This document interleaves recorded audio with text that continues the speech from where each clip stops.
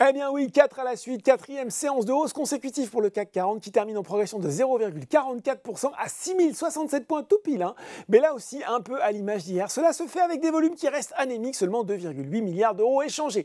Outre-Atlantique, eh bien l'optimisme est là aussi avec des publications de résultats trimestriels solides de la part d'entreprises comme Goldman Sachs ou encore Johnson & Johnson à 17h45. Le Dow Jones a grappé 0,6% vers les 30 369 points et le Nasdaq est lui à plus 0,3% vers les 10 706 points. Allez, en hausse à Paris, eh bien c'est McPhy Energy qui se distingue survolant le SBF 120 avec une progression de 16,3%. Le spécialiste des solutions de stockage d'énergie utilisant l'hydrogène grimpe d'ailleurs de 50% depuis un mois.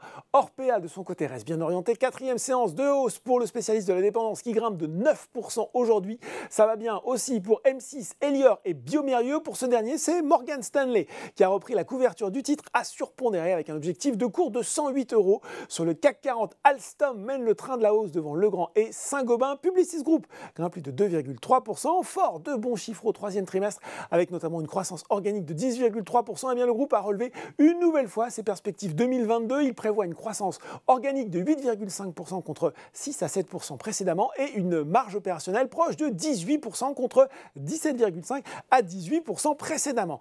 En baisse, eh bien c'est une nouvelle journée de prise de bénéfices pour Virbac. Il faut dire que Jefferies est passé de achat à conserver sur le titre en abaissant également son objectif de cours de 368 à 296 €.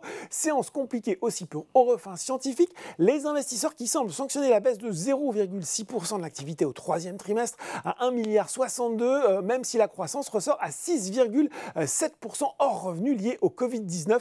Le spécialiste des services de Bionis a d'ailleurs confirmé ce objectif 2022. Il prévoit de mettre à jour ses objectifs 2023-2024. Ce sera lors de la publication de ses résultats annuels le 22 février prochain. Enfin, les pétrolières et parapétrolières Total Energy, CGG et Vallourec se replient avec les prix du Brent qui reculent de plus de 3% vers les 89 $ le baril. Voilà, c'est tout pour ce soir. N'oubliez pas, tout le reste de l'actu, éco et finance est sur Boursorama.